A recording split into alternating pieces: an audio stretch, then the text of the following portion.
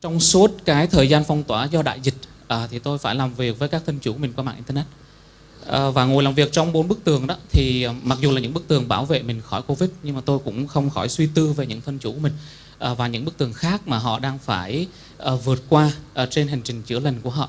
Đó là những bức tường về thời gian, về tài chính, rồi về thông tin. Và tôi thực sự khâm phục những thân chủ của mình, bởi vì về cái việc mà vượt qua những bức tường như vậy thì không hề dễ dàng. Bên cạnh đó thì tôi cũng nhận ra được rằng là có rất là nhiều người khác họ vẫn còn đang rất là lúng túng với những bức tường đó. Họ có thể họ không đủ thời gian, không đủ tiền bạc, không đủ thông tin để tiếp cận với một cái dịch vụ sức khỏe tâm thần hữu ích cho họ. Và có một cái bức tường khác, nó lớn hơn, cao hơn, khó nhìn thấy hơn, khó vượt qua hơn. Đó là bức tường của sự phủ nhận. Sự phủ nhận, hay nói cách khác là không nhìn ra hoặc là không công nhận rằng là bản thân mình hoặc là người thân của mình có những cái khó khăn về tâm lý cần được hỗ trợ. Thì đó là một trong những bức tường khó khăn nhất để vượt qua khi mà chúng tôi làm việc với các thân chủ. Nhà chuyên môn như chúng tôi thì có hai cái trường hợp rất là điển hình.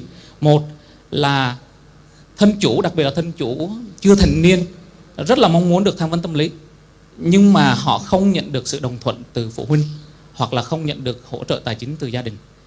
Ngược lại, trường hợp thứ hai đó là một số gia đình họ rất là quan tâm đến nhu cầu tâm lý của thân nhân mình, nhưng mà chính bản thân người đang cần trợ giúp ấy thì họ lại không nghĩ rằng mình cần trợ giúp. Thì như các bạn thấy đó, rối loạn tâm thần, rồi bệnh tâm thần, hoặc như chúng tôi thường gọi là rối nhiễu tâm lý, là một cái thực trạng tiêu cực về sức khỏe tâm trí mà đã được ghi nhận hàng trăm năm nay rồi. Nhưng cho đến bây giờ nó vẫn không phải là một hiện thực mà tất cả mọi người đều chấp nhận. Có vẻ như nguyên nhân đầu tiên đến từ việc ấy là chúng ta không dễ nhìn thấy nó bằng mắt thường. Cái việc mà không thể thấy được cái rối nhiễu tâm lý bằng mắt thường thì có thể là nguyên nhân dẫn đến một số lầm tưởng. Và lầm tưởng đầu tiên đó là gì ạ? Đó là rối nhiễu tâm lý là do người ta tưởng tượng ra thôi, nó không thực sự có thật. Ví dụ một số người có thể lầm tưởng rằng trầm cảm chỉ đơn giản là một cơn buồn thoáng qua, hoặc là các rối nhiễu lo âu ấy nó chỉ là sự bi quan về tương lai thôi. Nhưng thực sự không phải như vậy các bạn. Các rối nhiễu tâm lý nó có liên quan trước hết đến những vấn đề về cơ thể của chúng ta, cụ thể là não bộ. Các bạn có thể thấy ấy, trên slide đó là hai cái hình ảnh của hai cái bộ não được chụp cắt lớp. Bên trái của góc nhìn của các bạn là bộ não của một người có rối nhiễu trầm cảm, và bên phải là một người chúng ta hay gọi là bình thường. Thì sau một thời gian các bạn, khi mà họ tiếp xúc với quá nhiều hóa chất thần kinh liên quan đến sự căng thẳng đó các bạn, thì thể tích bộ não của những người trầm cảm đó có thể sẽ bị thu giảm lại. Các bạn sẽ thấy là cái thể tích của họ về chiều ngang đó nó sẽ không bằng bên này. Và khi mà họ đáp ứng với những cái kích thích trong đời sống thì những cái phần sáng, tức là những phần mà hoạt động trên não của họ, thì nó không nhiều bằng những người không trầm cảm. Tuy nhiên ngược lại, có một phần trong não bộ của họ thì lại rất nhạy cảm với các cảm xúc buồn bã, đó là phần phụ trách về cảm xúc. Thì các bạn có thể thấy cái thể hiện đầu tiên của chúng ta khi chúng ta có rối nhiễu tâm lý, đó là cái phản ứng và cái hình ảnh của não bộ. Thậm chí trong một số trường hợp các bạn, cái tổn thương về tinh thần và di chứng bạo hành ấy, trong một số rối nhiễu tâm lý, nó khiến cho cái người đó các bạn, nó có những cái tư thế rất là đặc biệt.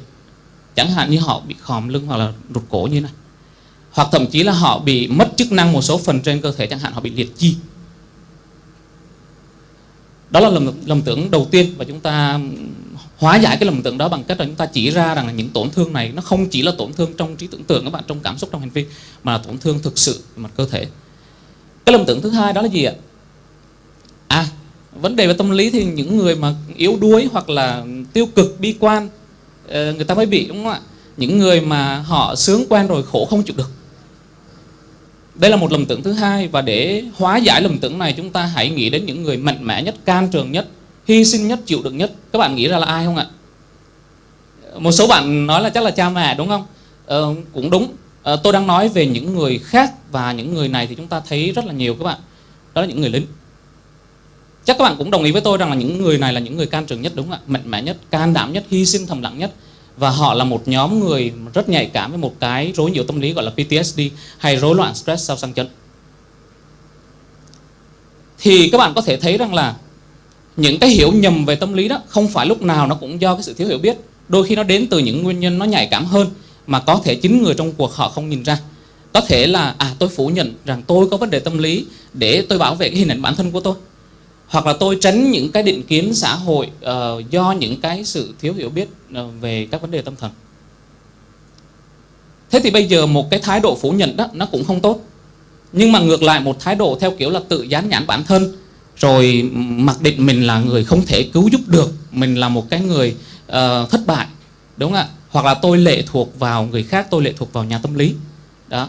Hoặc thậm chí nguy hại hơn là tôi tự đưa ra chẩn đoán của tôi để tôi theo một cái trend như một số bạn trẻ hiện nay họ đang làm.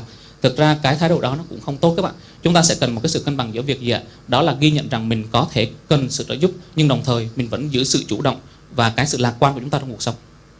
Thế thì câu hỏi các bạn đặt ra rằng là dạ ok, bây giờ em biết là em có thể cần sự trợ giúp rồi. Thế thì bây giờ chuyên gia ấy, họ giúp gì cho tôi? Họ giúp gì ạ? Tất nhiên cái việc mà gặp chuyên gia nó không thay đổi sự cố gắng của các bạn. Người ta không làm thay sự cố gắng của các bạn được. Tuy nhiên họ sẽ giúp đưa ra những cái phương hướng để các bạn có thể gọi tên được vấn đề của mình một cách chính xác nhất. Tại vì nếu như các bạn đang có rối nhiễu trầm cảm mà các bạn nghĩ rằng các bạn bị lo âu ấy, thì có khi cái cách các bạn hóa giải nó cũng không có thực sự hiệu quả. Người ta sẽ cung cấp cái chẩn đoán, người ta sẽ cung cấp cái phương hướng cho các bạn. Thế thì bây giờ cái phương hướng của họ như thế nào? Các quan điểm hiện đại về trị liệu tâm lý các bạn, người ta cho rằng vấn đề về sức khỏe tâm thần chủ yếu do ba cái khía cạnh, ba cái yếu tố gây ra. Đầu tiên là yếu tố về mặt sinh học, chẳng hạn về gen, về di truyền, những cái tổn thương trong quá trình sinh nở, và những cái cách mà cơ thể các bạn đáp ứng với stress. Một số người đáp ứng với stress bằng cách đau bụng các bạn. Một số người đáp ứng với stress bằng cách run bần bật. Một số người đáp ứng với stress bằng cách là đơ ra không biết làm gì hết. Cái yếu tố thứ hai là yếu tố về tâm lý cá nhân, những cái kỹ năng mà các bạn có, cái cách mà các bạn ứng xử với những cái biến cố trong cuộc sống, và cái lòng tự tôn cũng như những khía cạnh tâm lý khác. Các bạn sẽ thấy có những bạn ấy lúc nào cũng rất là nhanh, rất là mạnh. Có một số bạn thì lúc nào cũng rất là từ tốn, chậm rãi. Nó là cái hoạt động thần kinh của các bạn, và cái đó chúng tôi gọi là khí chất. Thì có rất nhiều khía cạnh tâm lý cá nhân có thể đóng góp vào cái cơ hội mà một người có thể gặp rối nhiễu tâm lý hay không. Vấn đề số 3 đó là gì? Là môi trường xã hội. Chẳng hạn như khu xóm, cách các bạn được nuôi dạy, cái nền giáo dục các bạn được hưởng, và các nhóm bạn. Thì tương ứng với những cái khía cạnh này đó, khi mà hỗ trợ các bạn thì chúng tôi hỗ trợ theo 3 hướng. Đầu tiên về mặt sinh học, các chuyên gia y khoa sẽ có thể cho các bạn dùng thuốc để ổn định cái hoạt động thần kinh của các bạn. Khía cạnh thứ hai là tâm lý, các nhà tâm lý trị liệu sẽ giúp các bạn trong cái cách các bạn điều chỉnh cái suy nghĩ và cảm xúc sao cho nó hợp lý, và những hành vi ứng phó với căng thẳng đó nó hiệu quả hơn. Và khía cạnh thứ ba, cái này không thể thay được các bạn, và cái này các bạn phải là người tự tìm kiếm nó. Đó là hỗ trợ về cộng đồng, và trước hết đến từ gia đình và bạn bè của các bạn. Tất nhiên, một lần nữa như tôi nói, thì cái việc mà các bạn tìm đến sự trợ giúp chuyên gia đó, nó không thay đổi được sự nỗ lực của các bạn. Và tôi phải nói một điều như thế này, đó là cái việc các bạn tìm kiếm chuyên gia đó, nó không đảm bảo 100% các bạn sẽ hết bệnh. Cái việc các bạn đáp ứng như thế nào với điều trị ấy, nó một phần phụ thuộc vào năng lực chuyên gia, nó một phần phụ thuộc vào cái tính cách các bạn có hợp với tính cách chuyên gia hay không. Nó phụ thuộc vào việc đó là các bạn có phù hợp với cái phương pháp của chuyên gia hay không. Và cuối cùng ấy, đó là cái việc các bạn tuân thủ điều trị hay không. Tuy nhiên, chúng ta có một niềm hy vọng rằng là miễn các bạn tìm kiếm trợ giúp thì nó sẽ có hiệu quả ít nhiều. Tại vì các nghiên cứu trong lĩnh vực tâm lý trị liệu cho thấy rằng tham vấn trị liệu nhìn chung là có ích cho thân chủ ở các cấp độ khác nhau. Thế thì bây giờ câu hỏi tiếp theo của chúng ta là tôi biết là tôi cần sự trợ giúp của chuyên gia, nhưng mà khi nào thì tôi nên tìm trợ giúp? Một cái niềm vui cho các bạn ấy, đó là các bạn không cần phải đợi đến khi vấn đề mình thực sự nặng thì các bạn mới tìm kiếm trợ giúp từ chuyên gia. Tại vì chúng tôi có thể hỗ trợ các bạn không chỉ rối nhiễu tâm lý mà còn những vấn đề khó khăn khác trong cuộc sống. Chẳng hạn những vướng mắc trong mối quan hệ này, hoặc là những cái khó khăn khi các bạn phải đến một môi trường mới các bạn không thích nghi được. Thân chủ của tôi không phải ai cũng có rối nhiễu đâu các bạn. Có những người ấy, họ cãi nhau với người yêu thôi, nhưng mà họ không giải quyết được, họ cũng gặp chúng tôi. Rất là nhiều khó khăn khác nhau các bạn.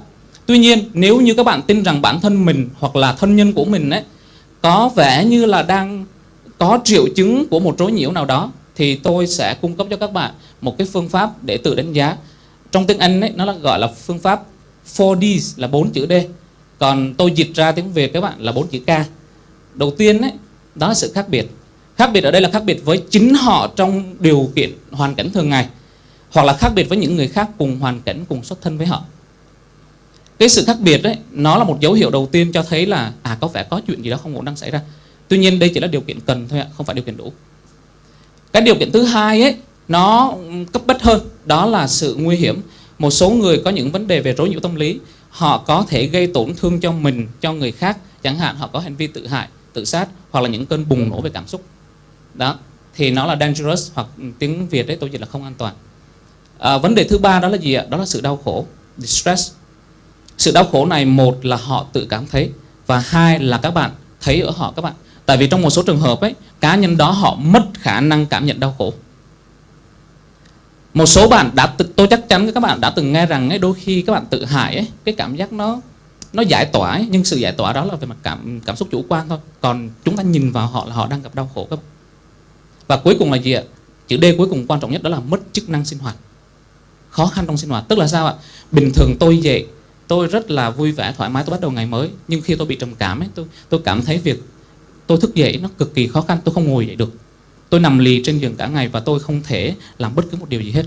Tôi không học được như bình thường, tôi không tập trung như bình thường. Và đây chính là thứ khiến rất nhiều thân chủ của tôi tìm đến nhà tâm lý các bạn.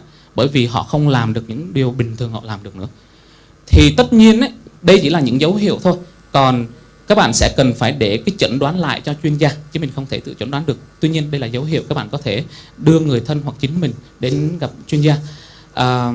Và các bạn thân mến, như tôi đã nói, cái việc mà chúng ta bước lên hành trình để được chữa lành đó, nó khó, đôi khi nó dài các bạn.